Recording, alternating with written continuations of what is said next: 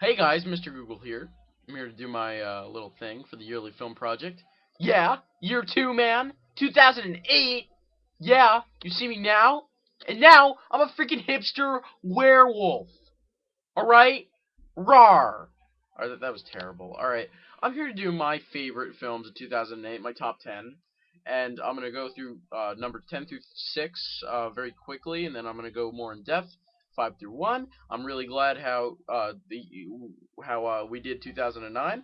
We had a lot of good, very strong picks. I think Inglorious Bastards was the one that was voted the best picture of the year, for us at least. Like 3 people loved it the most, and 500 Days of Summer came this close. By the way, me and Ghost 100. Yeah. But yeah. So enjoy this video, and I don't know. Will I, choose right from wrong? That's wrong. This is right. I don't know. Ah, I don't know, man. It's just gonna be a big, pile of stars. I don't know. That was stupid. All right. In this glorious occasion, I am going to, be at the Statue of Liberty right now. Yeah, I'm gonna be at the Statue of Liberty. Why not? Why not? Or it's a party. It's a party. It's a party. All right. Number 10 is Kevin Smith's uh Zack and Miri Make a Porno. It's one of my favorite comedies of that year. I think it's probably one of his most underrated films ever. I think it's hilarious. I love everybody in the movie. I love the chemistry between Seth Rogen and Elizabeth Banks, and I love Craig Robinson, who took the whole entire show. And even though that Jason Mewes is not playing his regular, J role, he is probably at his funniest in this movie. Oh, the double Dutch rudder. That just makes me laugh. So yeah, that's Zack and Miri Make a Porno. Number 9, overrated, but I still really think it's funny as hell, and that's Tropic Thunder. Now, I don't think Tropic Thunder is the best comedy ever made. I think it's a very well done movie. I think it's very well made, and it's very well written, but it's not the most hilariously, gut-bustingly hilarious movie of 2008, because 2008 had some of the funniest comedies I've ever seen, ever. And there's a couple more comedies I found funnier than this, but I do still really love Tropic Thunder. I love the whole cast. I love Jack Black. I love Robert Downey Jr., Brendan T. Jackson, who was very underrated, Jay Baruchel, Ben Stiller, Danny McBride, Nick Nolte. I mean, the whole cast is great. And Tom Cruise, you can't forget, as Les Grossman. Probably the most amazing person in this movie was Tom Cruise. Yeah. How about you turn around and literally fuck your own face? I mean, that's hilarious. That's hilarious. Um, Moving on to number 8, and yeah, this is might be a little weird choice, and I know some people would have this on their list, some people won't. Talking about Charlie Bartlett, the movie with Anton Yelchin, another Robert Downey Jr. movie. I loved Anton Yelchin in this movie, and I love Charlie Bartlett. I think it's Ferris Bueller on steroids. I think it's a very very well done high school movie. I mean, maybe it's a little unrealistic, and that's one of the most fatal flaws with this movie, but I still think it's really funny. It's sometimes very relatable, and Anton Yelchin gives one of the best performances of this year, well, 2008. But yeah, I think it's very underrated and very overlooked. And Kat Dennings was very good in it. So there's Charlie Bartlett. Number 7. Here's a comedy I think is better than Tropic Thunder. That's Role Models. I think Role Models is one of the funniest movies of the decade. It's great. I know a lot of people can call it mean spiritedness, like it's uninspired and that thing, but I just think the pairing of Sean William Scott and Paul Rudd is just great. And Bobby J. Thompson, who I grew up watching on That's So Raven, going into this Eddie Murphy Jr. sort of role, cursing every second. I mean, it's great. And Christopher Mintz-Plasse coming right off of Superbad in this movie, he was hilarious. And even though the movie is mean spirited at times, it still backs the mean spiritedness up near the end with a much needed heart, and that's what won it over for me personally. So yeah, number 6, In Bruges, and this is the Martin McDonagh black comedy, and I love the tone of this film. I think it balances comedy, dark comedy with dark action, and the first half is like very dark, British comedy, Irish comedy, and then the last half is like straight up action noir kind of thing, and it really works out to its benefit. I think it's a very entertaining film. I think Colin Farrell was terrific, gives one of his best performances. I think Ray Fiennes or Ralph Fiennes was really good in the movie as well. Were very funny, and I think the guy who played the midget in the movie, the dwarf, uh, you don't know karate, okay, but yeah, he's funny. And the probably my favorite in this movie was Brendan Gleeson. I thought he was terrific in the film. I thought really chewed up every piece of scenery he was in. I thought he was a terrific character. His character was given so many layers, and the way Brendan Gleeson executed his character to the screen felt very believable. And yeah, I just love In Bruges. It's a very, very well done film. And going into my top five, five is Michel Gondry's Be Kind, Rewind. And Michel Gondry, you can't really say anything but this. He's a visionary as a director. I mean, this Eternal Sunshine. I mean, yeah, the Green Hornet I loved, but it's not very artsy. This and Eternal Sunshine of the Spotless Mind is really like artwork kind of movies.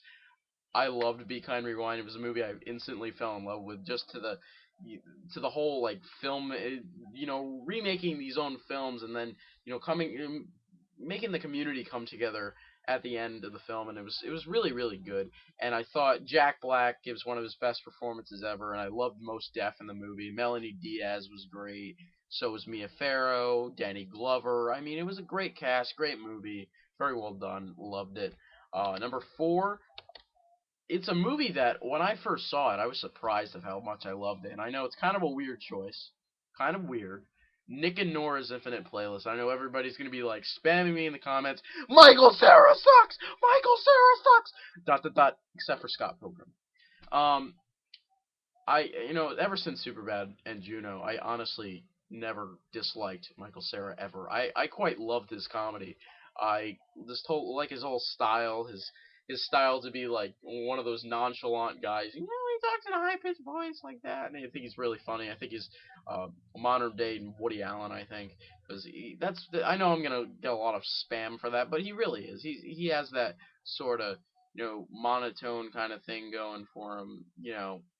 But with a high pitched voice, if that makes any sense. But anyway, going to this movie, I think it blended romantic comedy with kind of coming of age kind of thing, and it all takes place in one day and one night, and just they're finding this band, Where's Fluffy, and Kat Dennings was great, and Michael Cera, they both had terrific chemistry, and uh, Ari Greener is in this movie. This girl who's going to be in The Sitter. She's a pretty familiar face. She's in a lot of movies, and whenever she was in a movie after Nick and Nora's Infinite Playlist, she played the same exact character. And in this, it was really funny, like this whole thing with her gum. And I don't want to give it away if you haven't seen it. I know a lot of people could just call this generic, but I loved it. I think Nick and Nora's Infinite Playlist was a marvelous movie. Three is Jonathan Levine's The Whackness. This is a movie when I first saw it, I really loved, and then I just bought it on DVD, and it blew me away. Um, Jonathan Levine's directing 50/50, which comes out next week. It's my most anticipated of the year, yes. And I love, love, love The Whackness. So I really have high hopes for 50/50. But The Whackness, it's set in 1994. It's not a lot of people saw it. It's set in 1994. It's about Josh Peck, Drake and Josh, my childhood, and he's a drug dealer and he falls in love with Olivia Thirlby and stuff like that happens, and it's a marvelous movie. And Josh Peck plays one of those relatable characters anybody can relate to. Yeah, it's sometimes really funny. He befriends Ben Kingsley, and I know it's a very messy video because I don't really feel like but editing it, but see what I mean. But I still think that this movie was phenomenal, and it has a kick-ass soundtrack. Even though I'm not the biggest rap fan, it's just the songs made you feel like you were in the '90s, like you were hanging out with these guys and girls and just tripping acid with them and smoking pot, smoking Jagreen. I don't know. I just think The Whackness was a fantastic movie. All right, number two, probably one of the most quotable comedies ever. And that's Pineapple Express. I think Pineapple Express is one of the funniest movies ever made. It's a movie when I first saw it, I honestly I cried laughing. It was one of the first R-rated films I saw in the theater, comedy films, and it had me shocked, it had me appalled, it had me laughing till my throat was sore. I mean, it was one of those movies, and a movie that can still make me do that today really does its job well, and everybody gives a great performance. Seth Rogen, James Franco had superb chemistry, and Danny McBride, this was a breakout role for him. I mean, he was in Hot Rod and the Foot Fist Way before this, and the Heartbreak Kid, and movies like that. But 2008 was really his year where he like broke out. You know, everybody's like typecasting him now, but I love Danny McBride. I think he's great, and I loved Craig Robinson in this movie and Kevin Corrigan. Their little chemistry, and but Bloodnovsky. Oh my God, Bloodnovsky, the Green Hornet. No, Chudnov. I don't know. Kevin Corrigan's character and Craig Robinson's character. Man, I really should edit this, but I don't feel like it because I have a lot of things to do. But I really did love this movie. I think it's so quotable. I mean, there's one song in this movie that just it's nostalgic already. Say goodbye to your coconut girls. The locomotive said goodbye. She's a coconut girl in a hot fashion world. Ooh, ooh, take a lady in the Hollywood scene. I love that. Love that song. Love that song. Coconut Girl. Get that on your iPod. It's great. Um, I know a lot of these movies are comedies, but like I said earlier in the video, this was a great year for comedies. And I'm trying to get into these more like old, more wiser movies, and I am, but comedy, you can't really turn down a good comedy. You really can't. One, that's two. One is my favorite movie of the year, really a landslide. Uh, Dark Knight, Christopher Nolan. Everybody said what they needed to say about it. It's a party. It's a party. Dark Knight is a masterpiece. It's really the greatest superhero movie ever made. It's I don't if anybody dislikes this movie, they're going to hell. It's just a perfect movie, and Heath Ledger gives probably the greatest performance ever.